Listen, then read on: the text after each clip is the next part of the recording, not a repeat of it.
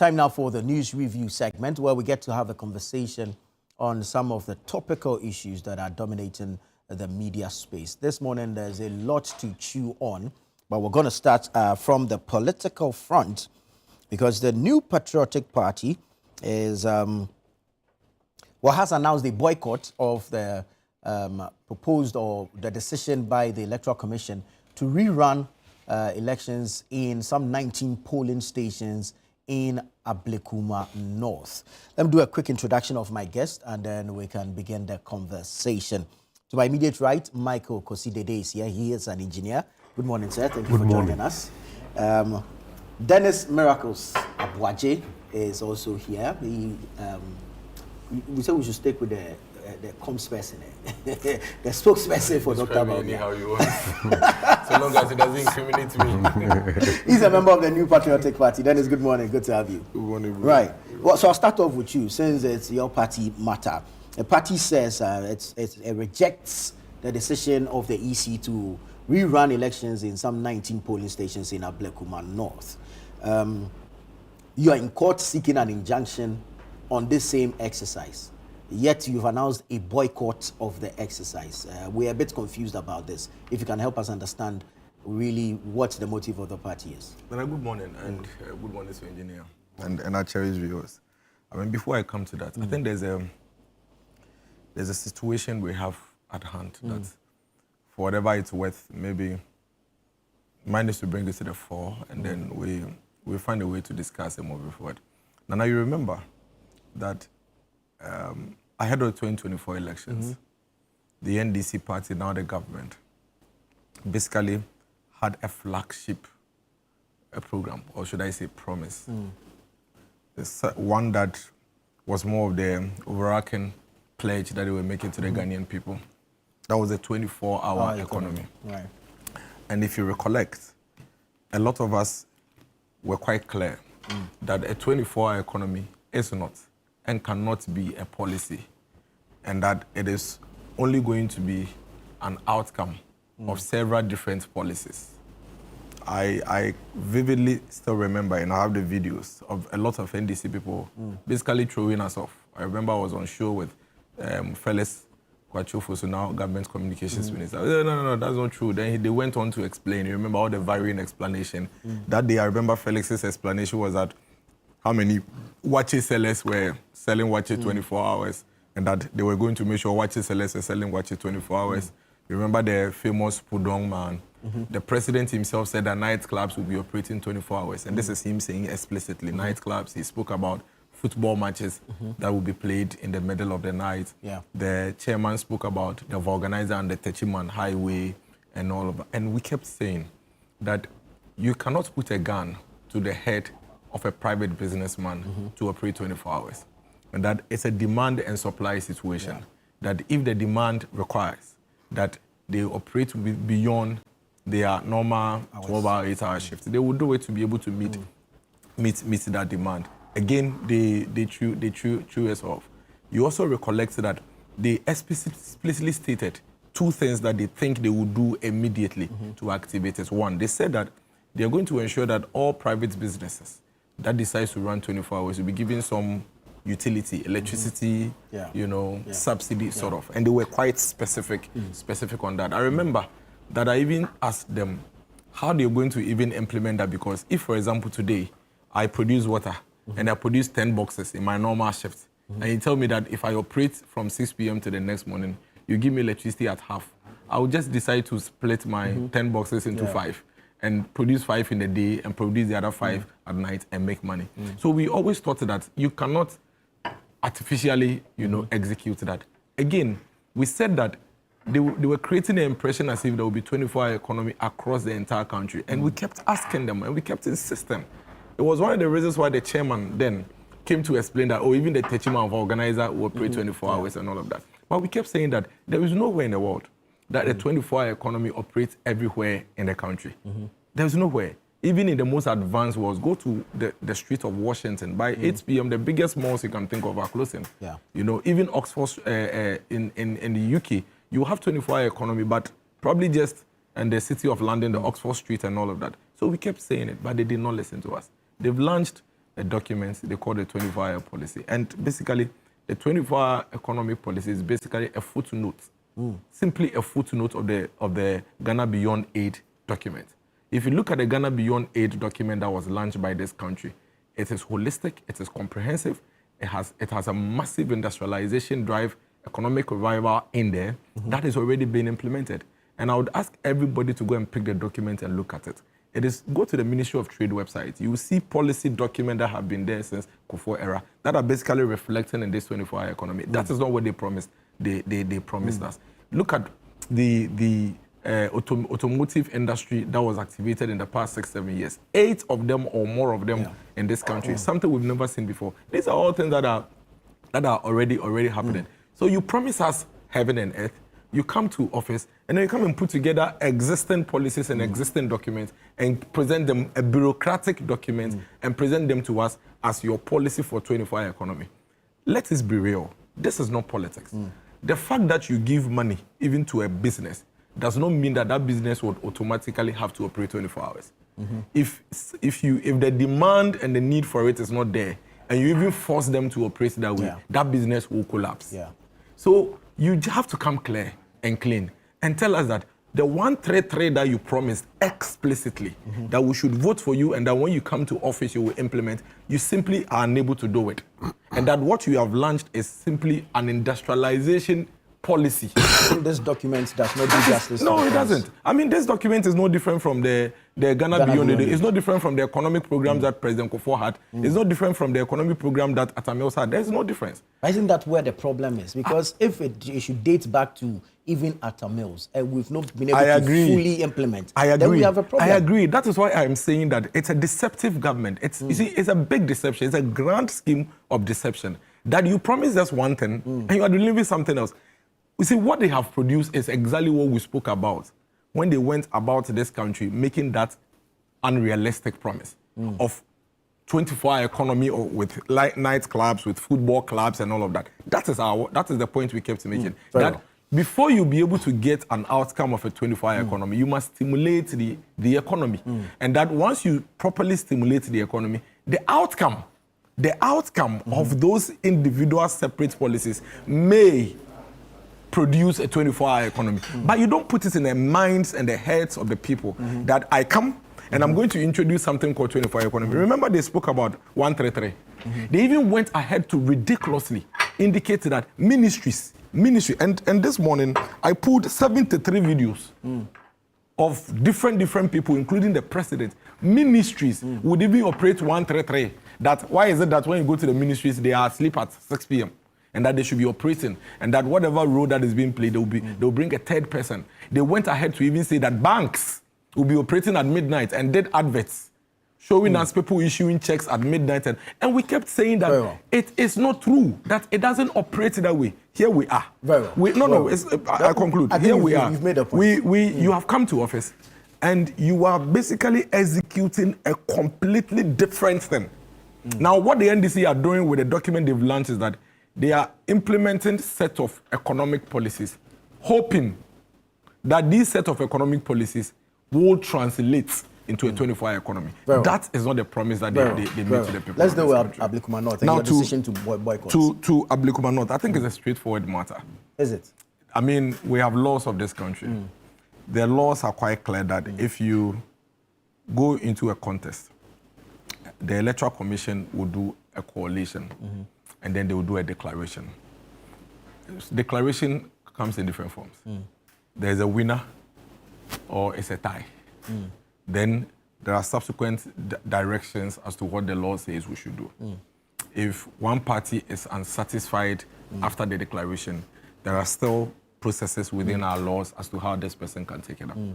But there is nowhere in our laws where the Electoral Commission or anybody for that matter, other than the court, is able to come and say that we've had an election, but we will not call it unless we go and reconduct the election in certain polling stations.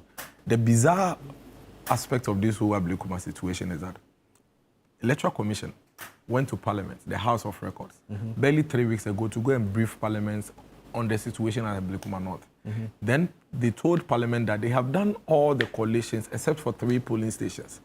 and they have written to the IGP for police protection so they can conclude the coalition of these 3 polling stations, you recollect. Yeah. And that has always been the case. In fact, prior to they going to Parliament, the Electoral Commission itself had received an instruction from the court going to both the Electoral Commission and the police for them to go and conclude the coalition at Ablekuma North. Is that not the case? Yeah. So, if you come back a week later, after the government has withdrawn, in fact, after the chairman of the government of the day has threatened that you are going to be removed. 2, they withdraw your security, your military security setup at your residence and give all manner of excuses. After that, and then you come and tell us that all of a sudden, it is no longer a conclusion of a coalition of 3 polling stations, and that it is now 19 polling stations. It is worrying.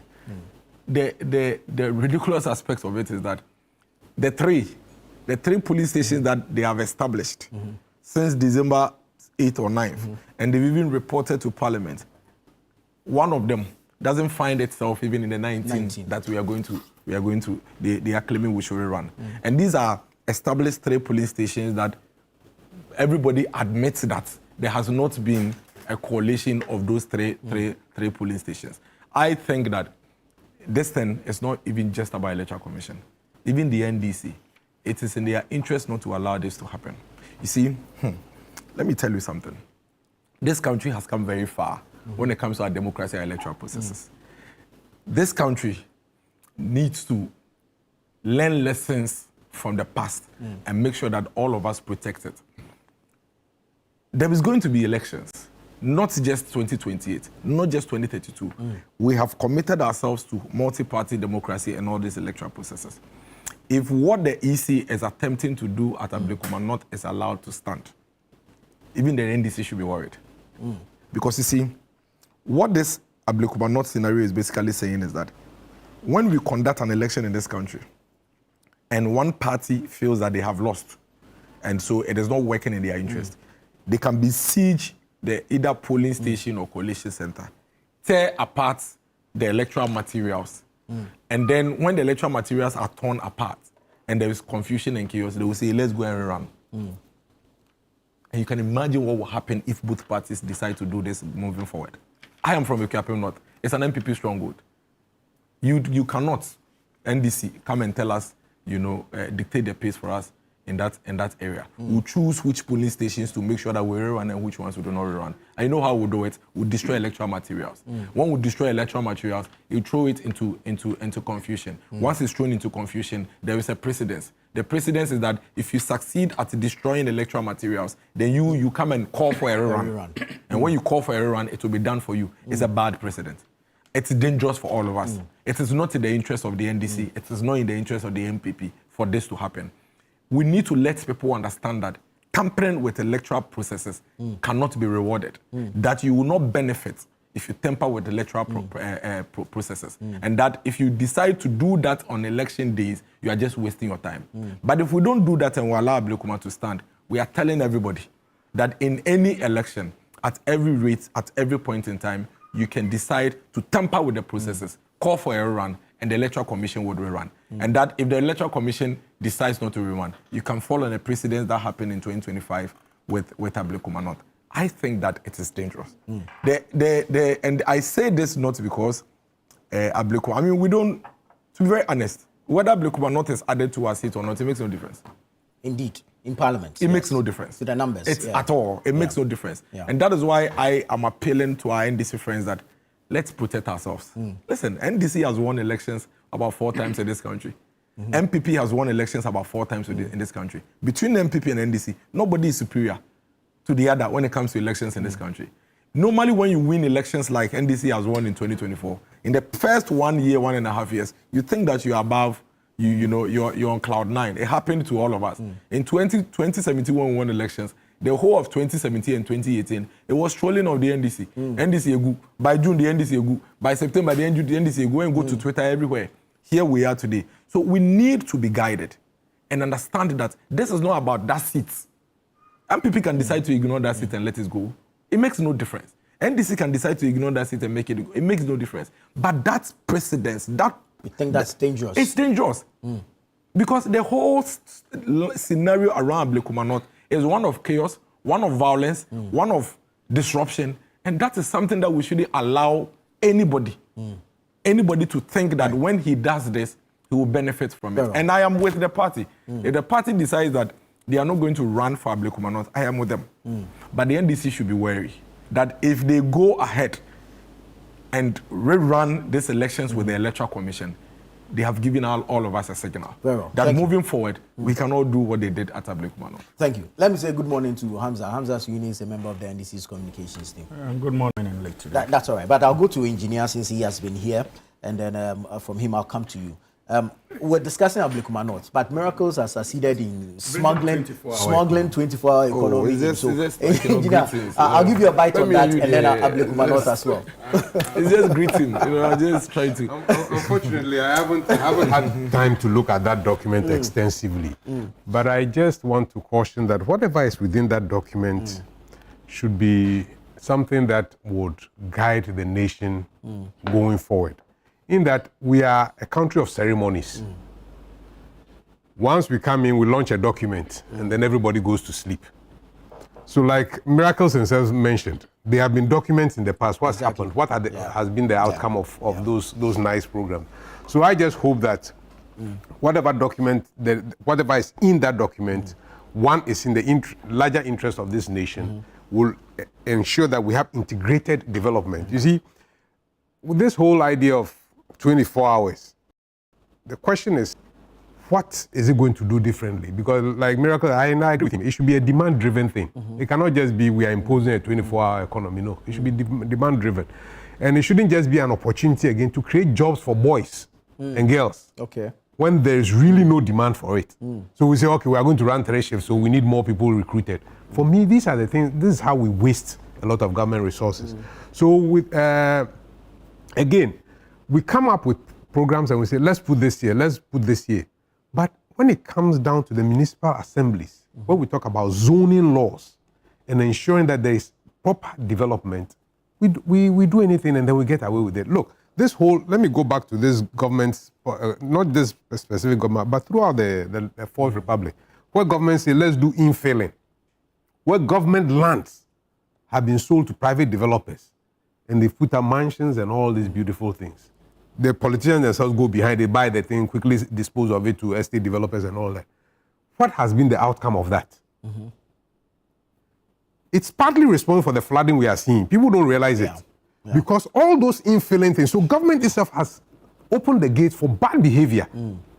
Where places that have been zoned for a certain facility, we change it immediately. You see, when a country begins to change zoning laws like that, it does not help in proper infrastructure development. Because infrastructure development is expensive.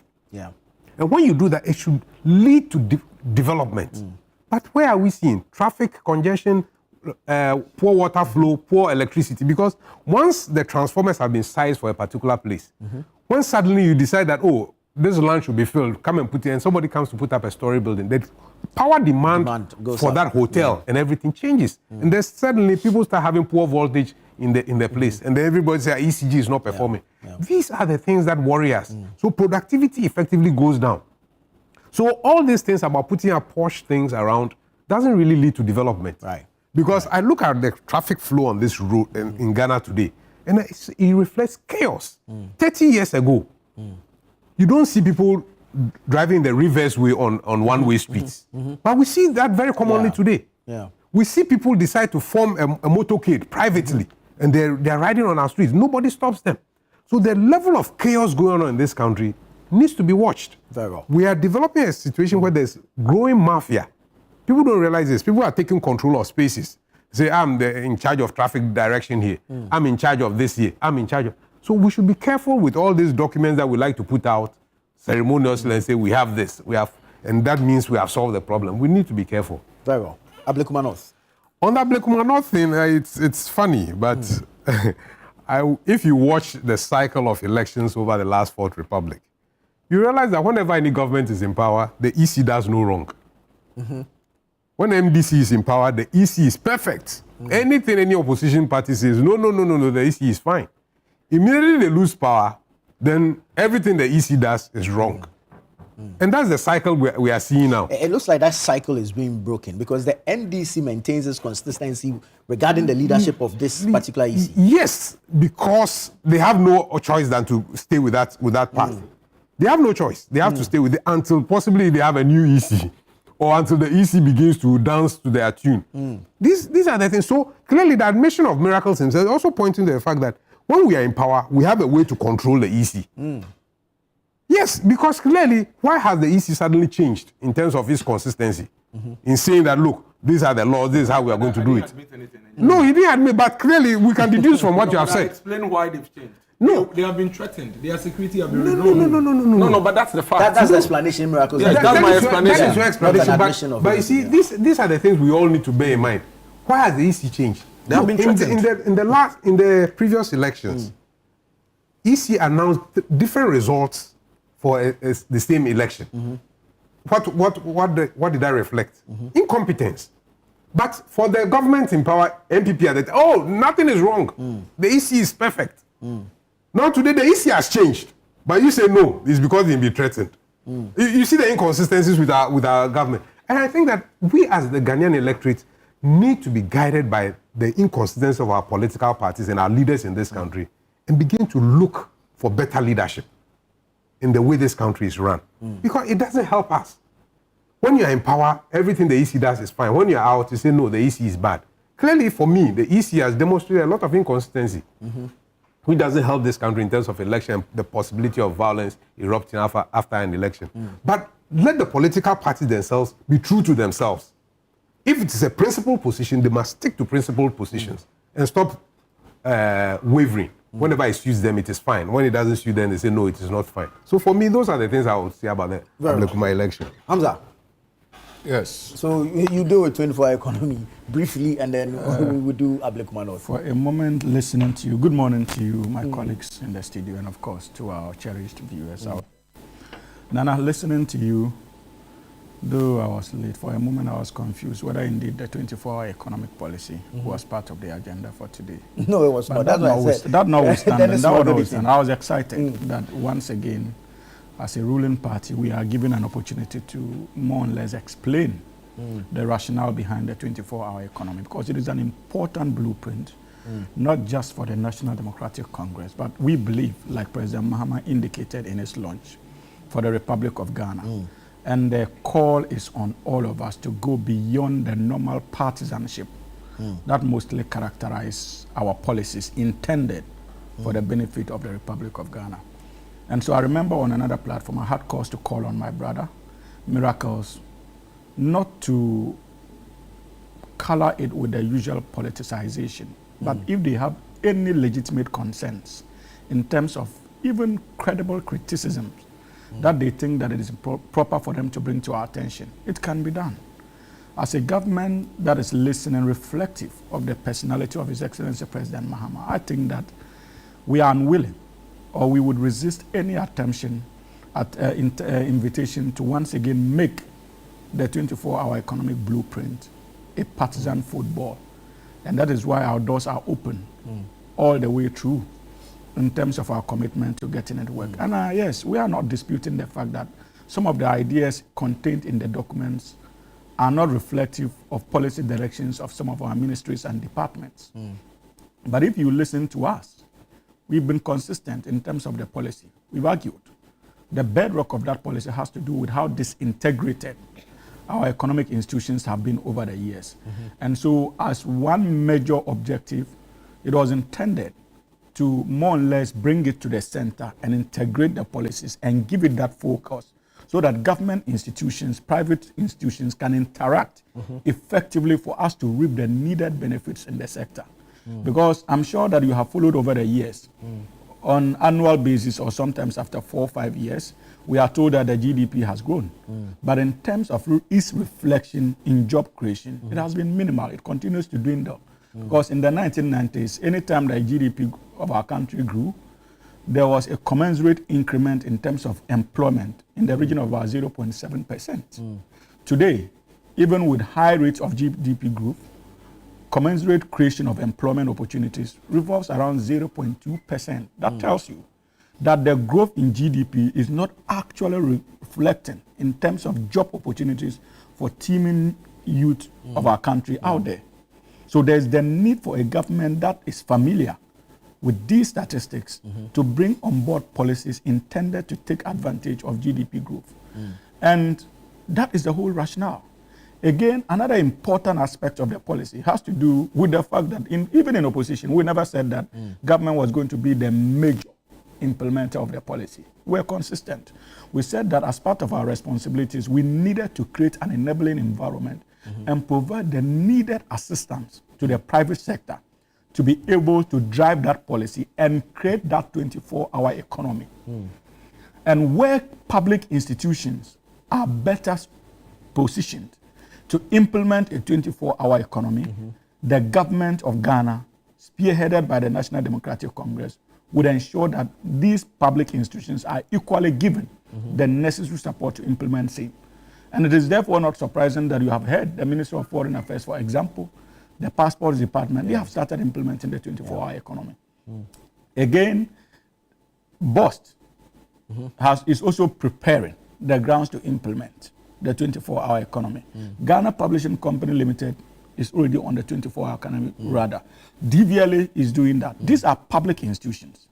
And that has been our position. Now the objective is how to provide the needed incentives for the private sector that is expected to drive this growth to be able to implement the 24-hour economy so that we can effectively implement our 133 policy. One job, 3 shifts, 3 different people. So the NDC is still committed to that, but we know that we need to give the private sector the needed support to be able to implement that. And in so doing, we are also tailoring it in such a way that it can feed into our export drive. So for example, in the agriculture sector, we are looking at ways of empowering youth who are into agriculture. So if for nothing at all, we can increase production when it comes to rice and maize and ensure that it contributes to our export basket and in the long run would create viable jobs for our people. So these are the objectives. These are the plans. And so we have not departed in terms of the promises we made. We have a 4-year mandate, and we have said that we'll begin to see the fruits of the 24-hour economic policy launched by His Excellency President Mahama in about 18 months' time. So be patient and judge us by that promise. So it is not something, I see we are dealing with a president with a track record. This is a president when he was saddled with challenges in the energy sector. He came with policies then the NPP described as over-ambitious. But at the end of the day, it led to incremental contribution in terms of our energy generation capacity in the Republic of Ghana. He also proposed ESLA, intended to take charge of our financial difficulties as far as the energy sector is concerned. Again, it took the NPP to batter that policy and took it for granted and misuse the process of ESLA. This is a president who once again, when he was confronted with the issue of revenue administration, developed and pushed through the Revenue Administration Act. That eventually led to the establishment of the tax refund account of about 6%. That day, as a government once again decided to misuse and as a result of that, they decided to pay for all kinds of questionable contracts like SML. When these policies were intended to have an effect directly on the physical space of this country. So we are dealing with a president with a track record, and be rest assured that this one, once again, will be given the needed support. And our invitation to them is to be patient and approach this thing with non-partisan colors. In 18 months, and we have learned useful, we have learned useful lessons from the many promises they made to the good people of this country in opposition. Remember the 1 district, 1 factory that his boss championed. Remember 1 district, $1 million, 1 village, 1 dam, and the fate of these initiatives that they used to deceive the good people of this country for votes. So if there's a political party that is known for its appetite for deception when it comes to winning political power, I think that Dr. Mahmoud Bawumia and the NPP effectively represent that. And so we are learning useful lessons from that past. And we would not be willing to be tagged in the light of his own boss, Dr. Mahmoud Bawumia, and the New Patriotic Party at large. We would want to be treated differently by the good people of this country, because we still remember the humiliating defeat that the good people of this country subjected them to, largely because of their deceptive politics. So we would learn useful lessons because we wouldn't want the good people of this country to treat us in the same light. Aboagye. Now, on the issue of Aboagye, you see, Nana, I will start with senior comrade, though his views appears quite, unfortunately, for some time now to be against the National Democratic Congress government and party. But he still remains my senior comrade. You see, senior, in reality, the NDC has not changed its position when it comes to this current Electoral Commission.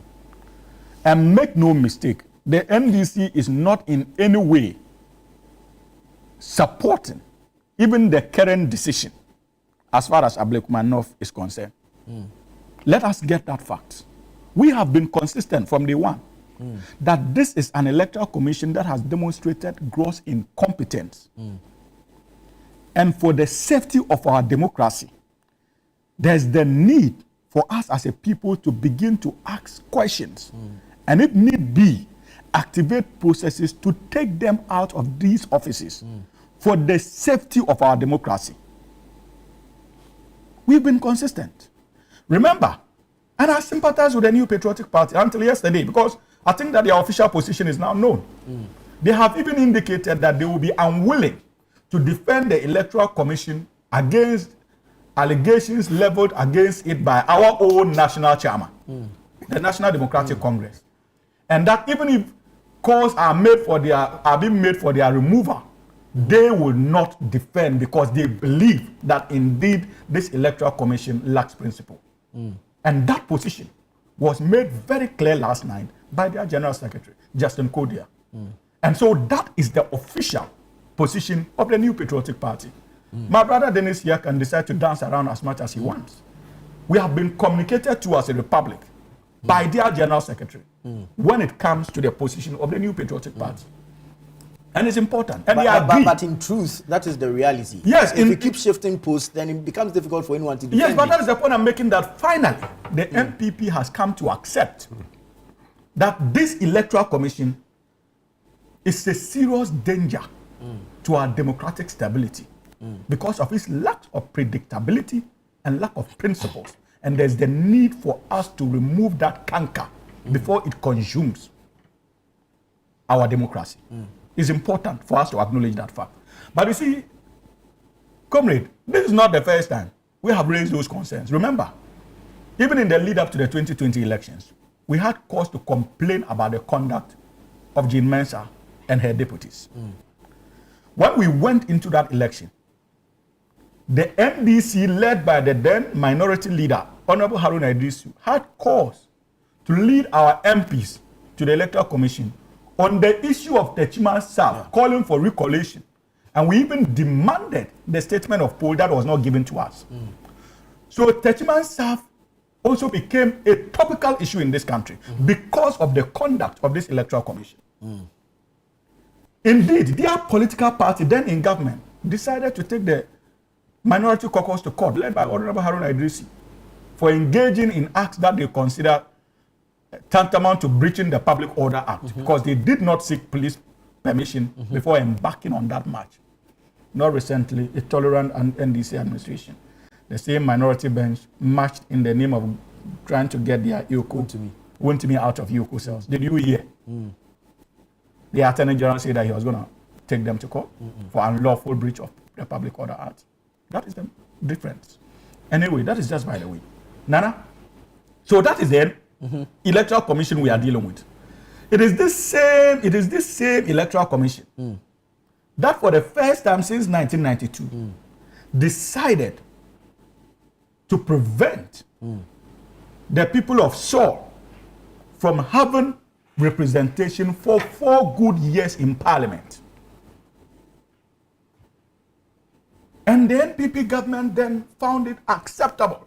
To them, there was absolutely nothing wrong with it. Even when civil society organizations like Imani started raising red flags about that decision and began questioning the competence of Jean Mensah and her 2 deputies, they were quiet.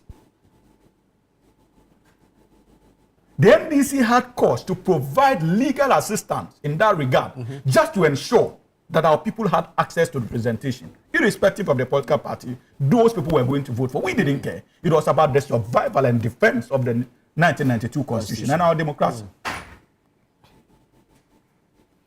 Again, it is the action of this same electoral code, it was their actions that led to military men besieging parliament. Remember? Unprecedented. Because of how they organized and held the 2020 general election. That level of incompetence threatened our democratic stability to a point that we had military officers besieging parliament for the first time. Because of the confusion their conduct brought to state institutions. So this is not the first time we are talking about rerun of polling stations or constituencies. Fast forward, 2024. In fact, before the 2024 general elections, the NDC had cause to raise concerns about the auditing of the electoral register. They shut this down. They decided not to listen. We raised many concerns about the 2024 general elections. They failed to listen. But being compliant in terms of democratic principles, we did not boycott the 2024 general elections, Nana. Regardless of the concerns we had, we participated in that election and ensured that we activated internal processes to protect the sanctity of the votes of the good people of this country. So, if you look at what is happening in Ablekuma, it is not as if the NDC is happy with the Electoral Commission. Let us not create that impression. Because from day one, we were consistent that that election had been won by the NDC's candidate. They decided to play around with the pink sheets. It had nothing to do with NDC people vandalizing pink sheets. Indeed, we fought against the pink sheets the MPP was trying to introduce into the system. That was what we fought against and told them to take it away because they are not mandated in law to organize elections and declare results for us. Right. So we refused to accept those petitions, those pink sheets. And we've got our people to prevent them entry to the coalition center with those pink sheets. The constituency of what is the name Anodompre. And so Amadwaji. Didn't we have a similar challenge? Hasn't the NDC accepted the declaration of the EC? Remember, and he's talking about threats. This is a gentleman, Anodompre, who only did not threaten the Electoral Commission, but the entirety of the Republic of Ghana when he called on His Excellency Nana Addo Dankwa Akufo-Addo not to hand over power to the National Democratic Congress because of the challenges associated with the declaration of parliamentary results. You remember that call? He invited a sitting president of the Republic of Ghana, the MPP, to disregard our constitution simply because they had challenges with the electoral processes in terms of parliamentary seats. That tells you the danger the EC's incompetence poses to our democratic stability. And that is why I made that point from the word go. So, Nana, these are the facts. And he's talking about threats. If indeed what our national chairman said constitute a threat to Jean Mensa, and based on which he has decided to make a U-turn, then Dennis is rather providing more ammunition why they should be sacked or removed from office. Are you because I would not be happy to have an electoral commission who can be threatened to change her position because of the utterances of national chairman of a ruling party. We all witnessed the era of Dr. Afarijan.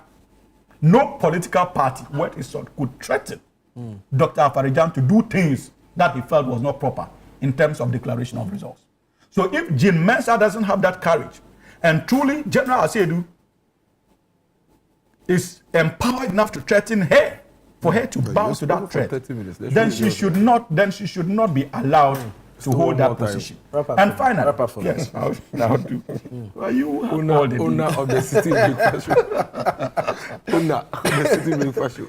30 minutes. You almost forgot that it was a panel. It's not a one-on-one. But you spoke more than that. No, 30 minutes. Started at 7:47. It's 8:12. 30 minutes. Now you are the moderator of the show. That's now You see, Nana, see, but finally, so Dennis, agree with us. When it comes to declarations, a threat, if indeed truly, I'm not disputing that, if indeed what the chairman said constitutes a threat that she has bowed to, it is the more reason why we cannot continue to have such people sitting there. And when you talk about the removal of security, it is not true that the security of the Jim Mensah has been withdrawn. Remember from day one, again in opposition, the NDC raised questions as to why an electoral commissioner would be protected by military officers when the police were mandated to do so. Wrap up on this. So what has happened is that they have withdrawn the military detail and replaced same with police details. You did same to the Speaker of Parliament, Right Honorable Alban Babi. Have you forgotten? In fulfillment of that particular principle. So it is not true that her security has been withdrawn, but I believe, and I now agree, and I'm happy that the General Secretary Justin Kodua agrees that these guys must go for the safety of our democracy. Thank you. This Ablikuma nothing, and then we can make progress into other matters. You know, the NDC, for me, I keep saying it, that the last 6 months that they've been in office, two things happening. Either they've forgotten that they are in government and that they have a big responsibility to keep this country intact more than any other persons, or they are still delusional about what exactly the mandate was that was given to them on the 7th of December. At some point, I feel that they seem to think that the country was sold to them. It is not in your place, not in any of your places, to sit on TV and say they must be removed, they must be sacked. That thing irks me. He never said it anywhere. Kodwe has never said anywhere that the Electoral Commission should be removed. Yes. It is the most reckless position of anybody in our democracy to think that at your own wish and command, certain institutional heads should be removed, like they are doing to the Chief Justice. It doesn't make sense. Because you see, the danger is that if you continue to go on this remove, you are basically making these positions conterminous with other governments that come to office. Yeah. We are raising issues of concern with an institution that needs to be fixed. It doesn't mean that they should be removed. Is it the case that at any point in time where the Electoral Commission in place, if you remove them today and bring new persons, are worrying, they should be removed? That at any point in time where you find that an institution is doing something that is not right, your only solution is to remove them? Where did that come from? How did the NDC all of a sudden think that because they are in government, everybody should be at their beck and call, and that they can just get up? And you see, sometimes pay attention to their body language. The manner in which they said should be removed, should be sacked, as if it's their birthright. As if they have that birthright to decide who breathes and who doesn't breathe in this country. They should pull the brakes. All right. They should pull the brakes and be extremely cautious that they have a big responsibility to keep the peace of this country, not any other persons. And so you continue playing these drums. It will get to a time where you will be trapped in your own horns, that like they've been trapped today. Today, the banks that will operate at midnight, the factories that will work 24 hours, the ministries that you are going to employ 2 more people for you to be 133, you are here talking economy and talking industry. After your president at your manifesto launch held your manifesto and said nightclubs will operate 24 hours. Where is that in your policy? You are telling us about how we should relax, we should calm down, and that is an economic... Just 18 months. You didn't promise us an economic policy, but a 24-hour economy. They are two different things. You surely are going to implement an economic policy. You surely are going to launch an economic recovery plan. Beside that, you were quite specific. And we are talking about specificity. Very well. That is, you are taking us back to I'm not. I'm making comments. You have 2 minutes on this. The specificity were that you made the Ghanaian young man at Amanase in a Yesuano constituency think that immediately he votes for you, this country is going to run on a 24-hour situation, and that is going to create an opportunity for him to work. Your government communications minister said it. I was seated by him, running his mouth like he's doing this morning, that watches sellers will operate 24 hours. Well. At some point, your chairman said that organizers will operate 24 hours on the Techiman Road. That is what we are talking about. Right. We cannot find that in that document. The document that you have launched as a 24-hour economy is a complete variance with what you promised us. All right, and that is what we are talking about. Thank you, Dennis. So they should continue. They have 1,228 days. On the countdown. I'm looking at the time. So He's still counting down. You see, you spoke for 30 minutes. I'm talking to you. You are. No, but you need 2 minutes on this. We are wrapping up on this matter so we can make You progress. spoke for 30 minutes. Now I'm just alerting you like you did when I was speaking. Final take You on spoke for 30 minutes. EC Abik North MPP's boycott.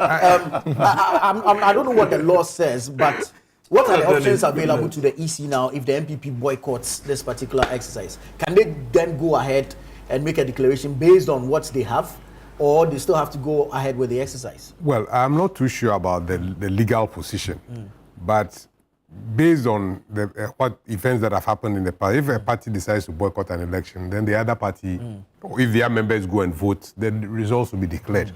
But let me just say that I think that we should be worried as a country because there's a character deficiency within all of us. If you listen to Jean Mensah when she was at IEA, and you see Jean Mensah's conduct today As EC boss. as EC boss, it is worrying. And I'm just looking at all of us as citizens, that when we are appointed into positions, we should understand the job that we are supposed to do and the character that we need to bring to that job. Because clearly, it's sad. Look, a lot of people, I mean, let's talk about offices that have assured terms of office. Supreme Court justices, EC boss, who else can I think about? But these are people who, when they are appointed into office, to get them out of those offices requires that you go through a very tedious process. So when they get into that office, all of us as Ghanaians, if anybody gets appointed into such positions, they need to sit back and reflect and see what is my duty to the nation. Because you are guaranteed a certain term of so long as you conduct yourself properly. And I think that these are the things that all of us must begin to think about. That what happened to Jean Mensah? Why the sudden ups and downs?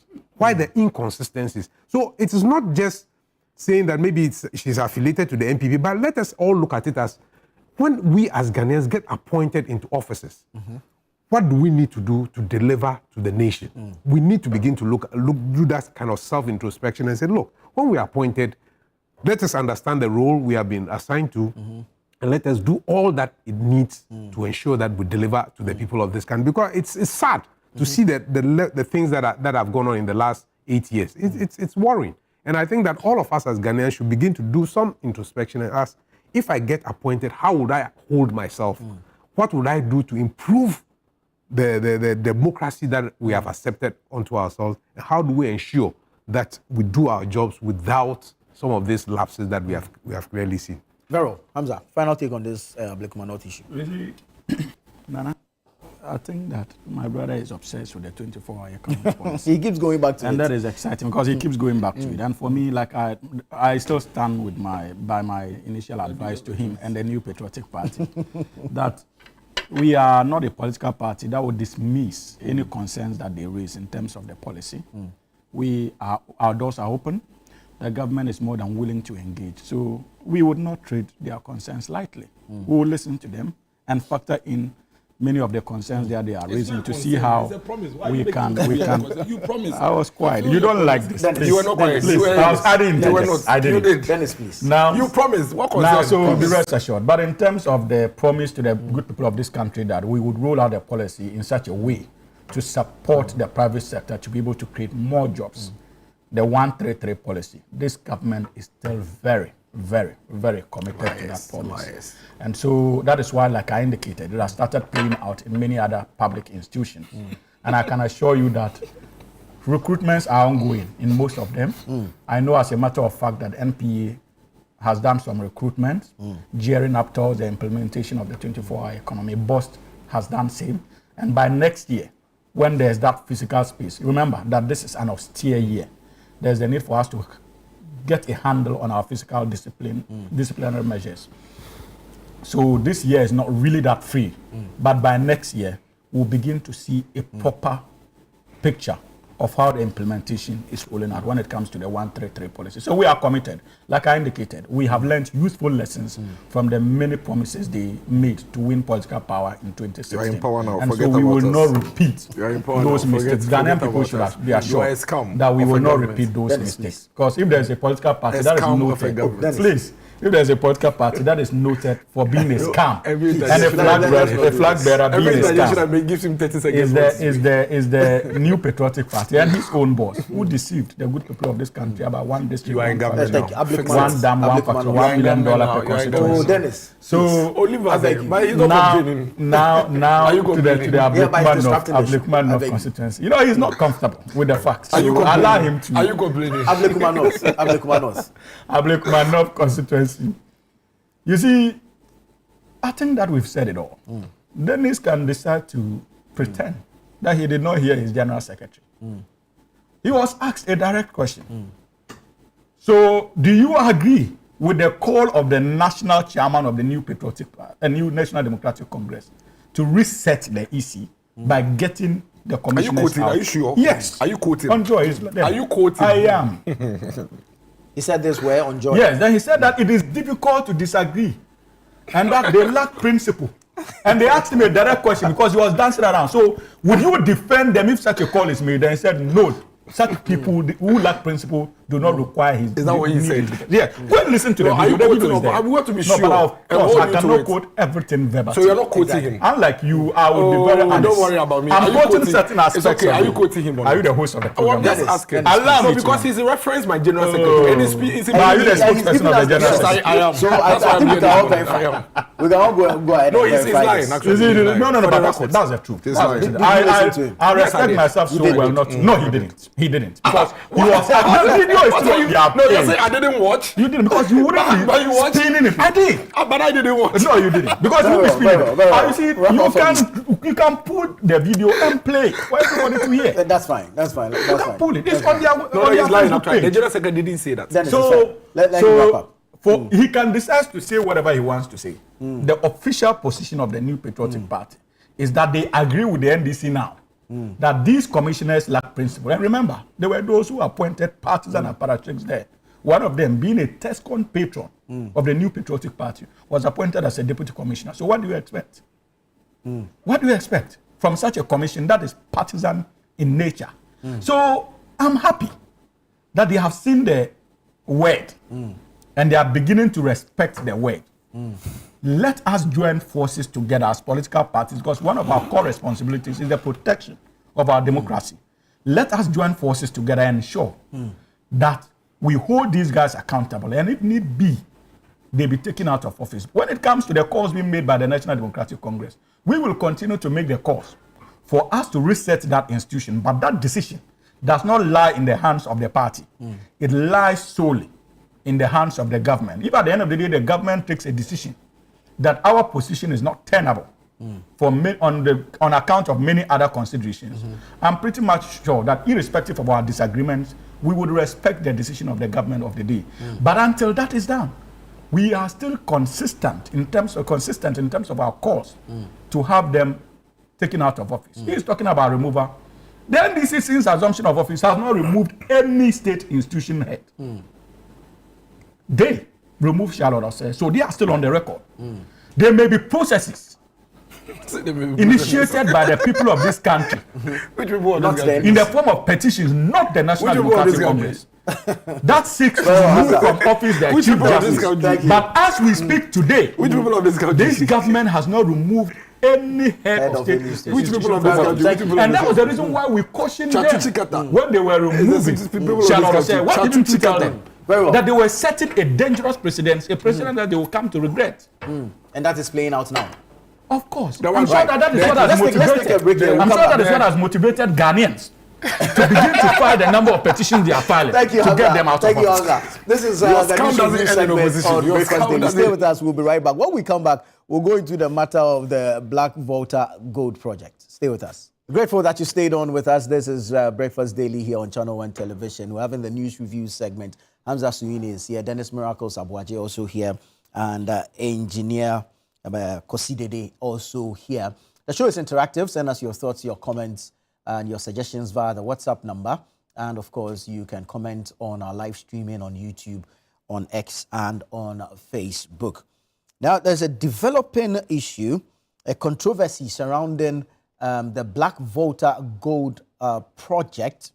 There was a signing ceremony, which we understand is a facility secured by engineers and planners. But we're being told by Azuma Resources, who we are told are owners of the Black Volta Gold project, that we should ignore that signing ceremony, that it was staged. I want to have some understanding on this particular matter. Hamza, let me start with you. Your thoughts on this Black Volta Gold project. This signing ceremony was on a facility secured, but has the acquisition been completed? You see, I'm even surprised why we are having a discussion on this matter. I have followed the news over the period that since the signing incident happened. And it is clear that usual with the corporate field, what is playing out as far as the purported misunderstanding is concerned has to do with corporate politics. And corporate politics is entirely different when it comes to our everyday socio-political engagements in terms of the political arena. So it happens. Many of these things happen when it comes to corporate takeovers, not just in Ghana. If you are a follower of the news, even in the United Kingdom and that of the United States of America, this is what happens when private entities reach agreements amongst themselves, especially when it concerns takeovers. These politics are expected. So it is important for us to put that in perspective.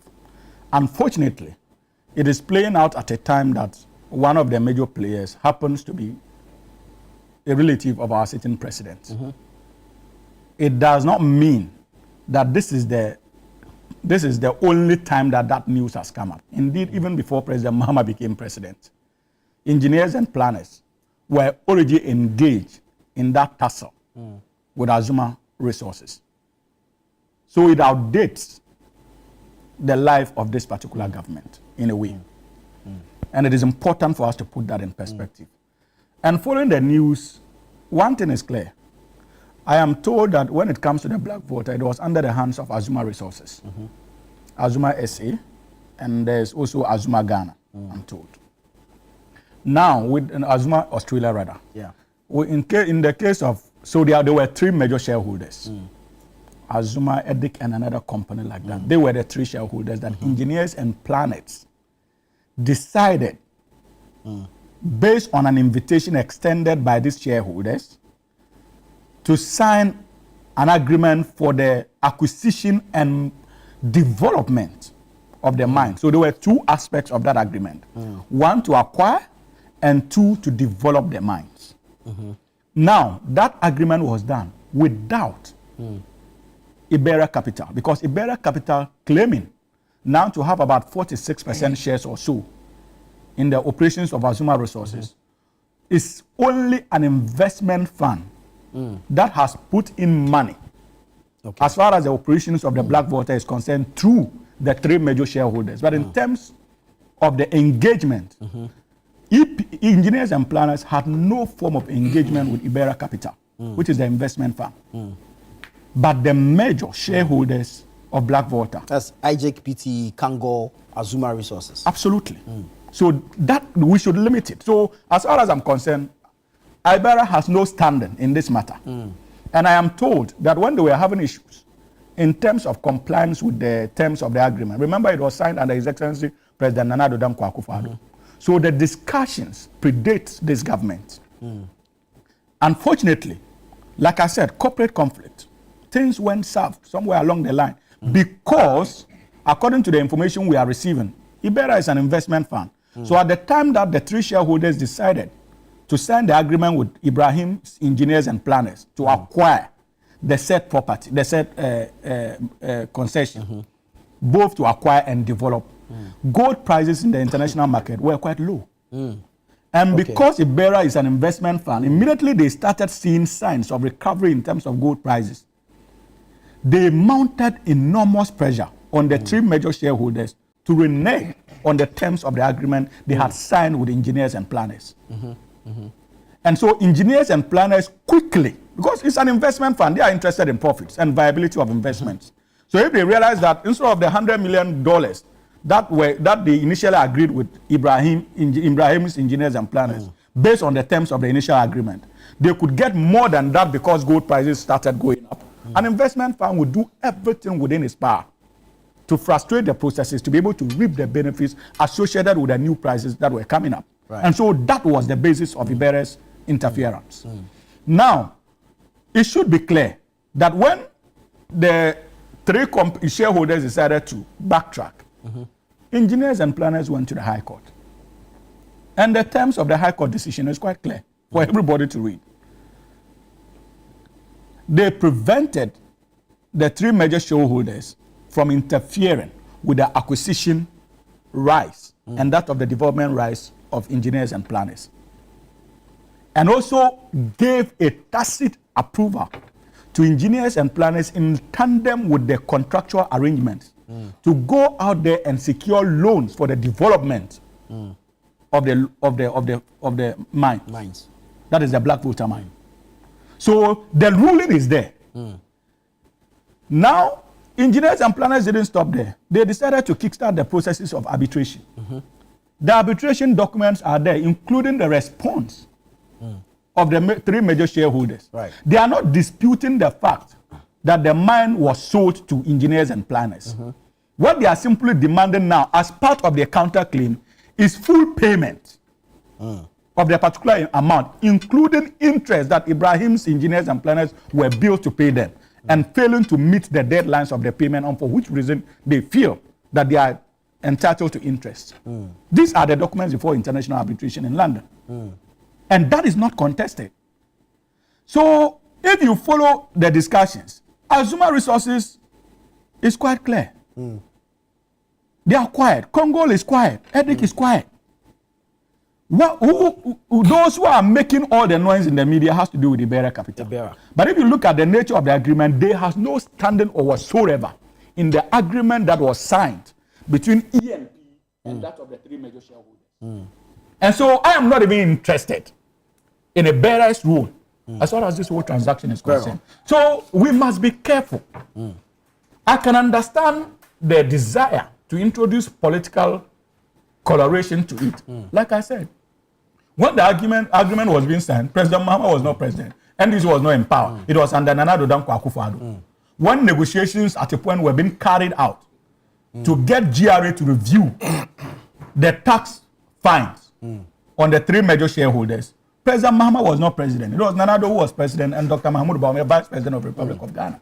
When all these decisions were taken, Ibrahim is a commercial person. We must begin to respect his commercial transactions because it predates even the politics of his big brother. And those of us who have associates in government, we feel the pain more. Because there are certain things that Ibrahim could have done. But now that His Excellency President Mahama is in power, it becomes naturally limiting for Ibrahim Mahama to do those things, because immediately he does it, there's the tendency for all of us to quickly jump on the gun and say that no, he's doing so because his brother is president. We are being unfair to the gentleman, and such pain, you can only understand that pain if you have an associate in government. Trust me. If these actions that Ibrahim is engaged in happens to be actions that he was not engaged in before his brother became president, understandable. Are you in we a similar did that boat? to him. Are you in a similar boat? I am. So you can share in the pain. I can share in the pain. There are certain decisions I cannot take. There are certain drinks he can't drink in his constituency. No, it does that. There are certain decisions I cannot take. Today, even if I look good, If I'm looking good, I'm struggling to look good. It It will be attributed to somebody. But they're not lying. They're not lying. You understand? Why are they not lying? They're not lying. Right. Hamza, wrap up for me. If this is important. So if you don't feel the pain yet, and even my own actions would unconsciously have serious repercussions on my own big brother. Yeah. So I'm walking on eggshells all the time. You people expect that our brothers should take care of us. Not so. Yet still, if you see me at my brother's place tomorrow and today, you begin to raise question mark. If you hear that he has given me something, you begin to raise question mark. Oh my God. But so that is the kind of difficulty we find ourselves. Very well. And so I can understand Ibrahim's pain. And I sympathize with him because we did same to him when his brother became president the first time. Forgetting that many of his contracts he secured even before the NDC came into power under President Mills. Let us respect the right of the gentleman to go about his businesses. He's not somebody who has suddenly become a businessman because the president, Thank you, the Hamza. brother is a Thank president. you, Hamza. Dennis, Black Voter Gold Project, and all these controversies around it. Nana, easy. May God give all of us long life. Because it's quite obvious that time reveals a lot. And like it has become a mantra on social media now, let all of us give time. Some time. I feel Hamza. I see his passion. I can see in his eyes the pain. But I also see hypocrisy. I also see inconsistencies. I also see pretense. Why do I say that? This morning, wherever Nana Bediatu Asante is, may God keep him for us. This morning, wherever Gabi Asare Ochredako is, may God keep him for us. This morning, any Ghanaian that is called Oforiata, it may not even come from Chebi. Any Ghanaian that is called Adodankwa, it may not come from Ekropon. May God protect them for us. These people have basically been trapped in their own horns, in their own words. These people are basically dancing to the same tune that they played in this country, that they allowed innocent people to dance to. They are dancing to it. To the extent that at some point in this country, when Nana Bediatu Asante went to the UN and fell ill, some of the people in his party were excited and expressing happiness on social media. Why? Because his family member was president. Long before Akufo-Addo became president, everybody knew Nana Bediatu Asante in this country. Long before the president became, the Akufo-Addo became president. Everybody knew him. But all of a sudden, Nana Adodankwa Akufo-Addo from Chebi becomes president, and nobody in this country from Chebi should even breathe. Woe betides you and have a surname of Oriata or Akufo-Addo or Dankwa or Addo in this country. You are Akufo-Addo's relative. Madam Sophia Akufu, who is not related to Nana Adodankwa Akufo-Addo, was placed on a flyer that is Akufo-Addo's family member. Gloria Akufu, who was not related to Akufo-Addo, who has been practicing her law for years, all of a sudden becomes Attorney General, and she cannot live her life because she has a name Akufo-Addo.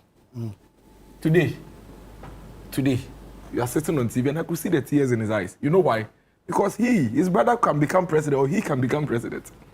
And he would have to face it. And I can assure Hamza, whether he likes it or not, on any day, and I wish him well, that he becomes president and his brother is there, will use the same thing that they did to the Achim people.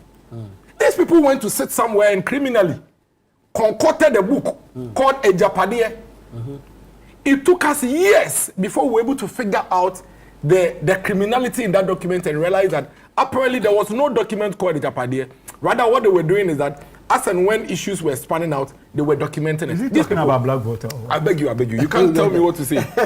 You can't tell me, please, you can't tell me what to say. These people, today, we have an Onuapaye book playing out. Where is it? Onuapaye, you haven't seen it? No. I'll share with you, complete PDF.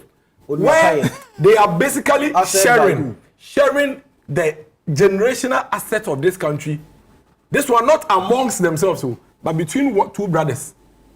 How? And you are telling us that all of a sudden, you are telling us that you can feel the pain. You can feel the... Let me tell you, me, I am one hell of a consistent person And I disagree completely with anybody that tries to drag Ibrahim Mahama or drag Gabi Asarache Dako or drag Asante Bedietu simply because their family members became president. I disagree. I can give you the differences. But no, you see, I can give you the differences. We can all give differences. So give it. Because, for example, the differences we can all give is that you may be a businessman, but you never owned the black voter.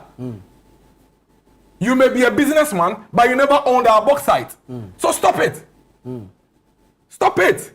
The fact that you're a businessman doesn't mean that all of a sudden your brother becomes president and within 6 months you are getting access to our gold, our bauxite. I don't want to go into some of the details. So you shouldn't even bring himself.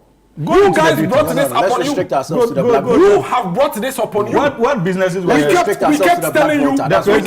We kept telling you. Do you know? Do you think that I will accept an appointment? Go to Accra. Go to the you think that I will accept my appointment from my brother's office? The president's family. I would accept it. If my brother should call me today that I'm giving you an appointment, you think I will accept it? As a matter of principle. Can you stop this? Can you stop this? The president's family's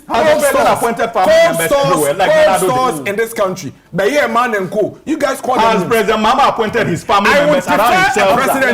I would prefer a president who simply gives an appointment in his office to his relative than a president that wears our gold to his brother alone. He should tell us the role of President Mahama in this transaction. Can you stop it? Can you stop it? Can you stop it? No, but I won't allow him to lie. You had the opportunity. Allow him He to should land. tell us the role of President Mahama in this transaction. If he says that President Mahama has willed our gold to Ibrahim, he should tell us. Okay, Hamza, let me tell him something. You see, we are not fools in this country, excuse my language. And I'll tell him. That's why I keep telling him that he should slow down. We were in this country. 6 months into office, you appointed the finance minister. 2 months or so after appointing the finance minister, you get the finance minister to become the governor, the chairman of the same bank, ECOWAS Bank of Development. Now the bank that your finance minister appointee is chairman of, a week later, gives out $100 million to your brother, the president's brother. Remember, the president's finance minister appointee is the chairman of the board. But is it the president that on the board? Hold on. Your reasoning is very jaundiced and problematic. Hold on. Allow me to do this. Was the finance minister appointed by President Mahama as chairman of the ECOWAS board? And you think that ECOWAS as such an institution is susceptible to that kind of influence? Let's not do this. That an individual chairman will direct the institution as what to do. That's enough. Thank you. That's enough. Dennis, come on. Can I speak now without I don't know if there is any proof that President Mahama appointed. You do your own appraisal of the facts. I am sharing the facts. The fact is that the president's appointee, who is the finance minister, becomes the chairman of the ECOWAS Bank. Weeks later, the ECOWAS Bank grants $100 million to the president's brother to go and take over a gold concession that he has been fighting for months and have not been able to pay. All of a sudden, his brother becomes president, and all of a sudden, he has access to $100 million from the ECOWAS Bank that is chaired by the finance minister. Like I keep telling you, I am happy. It's Ghanaian owned. You're going to employ people. But you see, this conversation is only coming up because of what he's doing. You can't pick and choose what favors you. You can't decide that one president can grant our gold to his brother and another one cannot grant an appointment. Is it a fact? Why are you doing this? You should ask him. Is it a fact? Allow me to moderate. Why are you doing this? Which president? Why are you doing this? Why are you doing this? Which president? Why are you doing this? The accusations. Are you able to establish that the president will the accusations that they made to the president? So it's your question. But I've made that point. Haven't I made that fundamental point from the initial point that I'm not a subscriber. I'm not a subscriber to this kind of ugly noise. But they are simply testing the dose of their own medicine, and they can't tell us to shut up. Very well. Because hold on. He interjected me. Very well. As we speak this morning, that is not wait for the bauxite ones. Wait for the bauxite ones. Today, this government, the president, has basically centered and concentrated everything gold in one bosom. They are playing chess game. They are playing chess game with our future. Everybody, you cannot even own your own gold. It's a crime for now to even decide I'm holding gold and I'm giving it to engineer. He gives me 1 cedi for it. But that's a trade, and you need a license to trade. But wait, I am telling you, I'm giving you facts. How you appraise the fact is your business. Goodness. But I'm giving you facts. You see, so today you are sitting on TV, all agitated, telling us about how somebody is a businessman, somebody is this. The others were sweeping the floor before their brother became president. The others, they were eating from the gutters before the Nana Akufo-Addo became president. It is painful. You know what is really painful? What is really painful is a bunch of people who believe that they should be treated specially. Look at what these guys did to Gabi Ochredakun. Look at what these guys did to Nana Bedi Etu Asante. Imagine, close your eyes for 30 seconds. We knew them before power. Hamza. Please. We don't know Ibrahim Mahama. Yes, we don't know Ibrahim Mahama who issued that check to Merchant Bank. We don't know Ibrahim Mahama. We don't know Ibrahim. Did Ibrahim Mahama have? He's a businessman. He's a businessman. Did he have access to our gold? Did he have access to our bauxite before his brother became president? Stop that. I have told you that. I have told you that. Didn't he have concessions in this country? Hold on. Even under President Kufuor, your own president. Hamza, what are you talking about? Dennis, wrap up. Let's advise Hamza that this country, not all of us are stupid. Not all of us in this country. You are comparing Ibrahim Mahama. Not all of us in this country are stupid. Stop it. Today, it is your government, it is your president. So you are choosing and selecting. I am saying that I pray and hope and wish Ibrahim Mahama is able to have access to this black voter concession. I want it to be owned by him so that people can get jobs to do. I am only saying that. That's why the ownership it's an advice to him. I'm only saying that they should be ashamed of themselves with how they treated Akufo-Addo and his family people. Knowing what they are doing now. Today, they are willing our goal to one person. That is fine. Thank you. But they should close their eyes for 30 seconds and imagine if what is happening today with Ibrahim Mahama was happening under Akufo-Addo with anybody with an Oforiatta name or with an Akufo-Addo or Adedankwa name. That is what we are talking about. Thank you. And you should slow down with Thank you, that. Dennis. Otherwise, Thank the sort you, of things that will come up, he will be surprised. Thank you, Dennis. Engineer, your take on this. Yeah. From what I hear, in the corporate world, this will sound almost like what they call a hostile takeover. Right. But I want to believe that there are corporate entities involved in this, and therefore, ultimately, some court will settle this matter. For instance, what risk assessment did the bank do before giving out a loan to engineers and planners? So these are things that we will need to look at as the courts will possibly look at as this plays out in public and then finally in the courts. So I think that we should look at it in that way. But the other thing that seems to be playing out is, has it got anything to do with the sitting president? I would leave that out for now because clearly the processes started last year and are being consummated now. So I will leave this for the courts possibly to ultimately settle. But I think that we need to be minded by the international, how people see this thing so that hopefully the courts, when they settle it, will not look as though it's a president trying to favor his brother or anything like that. But I think that it is the interest of Ghana that we develop our resources properly to the benefit of the people of this country. But that's about all I have to say on this. Right. Engineer, you haven't used much of your time, so I give you the final minutes. We actually have just 1 minute to go. No, we cannot manage it. This matter is also important. On the issue of road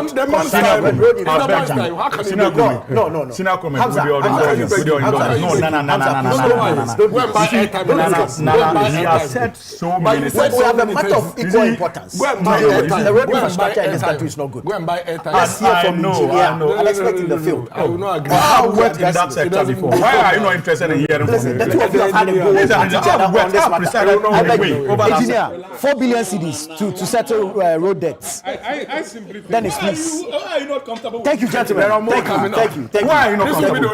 We'll find more time to do this. Thank you. I simply think that it is when governments go into and sign contracts with contractors, that they respect the terms of the contract because it does not inure to the benefit of the Ghanaians when certificates for payments are delayed unduly, because then the cost involved in going back to continue the work escalates. Right. So for me, I think that governments and through our public servants must learn to respect contracts as they are structured, because we sit down and we agree and we sign a contract.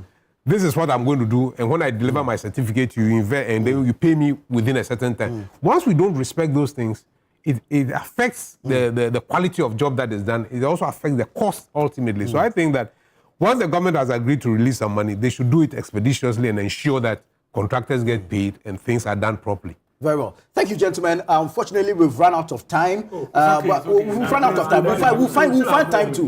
We'll find time to do this. We'll find time to do this. No. We're ending at 55, actually. We've overrun. Thank you so much. This has been the news review segment here on Breakfast Daily. Stay with us. The show continues after this. Appointment is better than willing our generational world to 1%. This will be Hamza. the box I want to is coming. You know that one.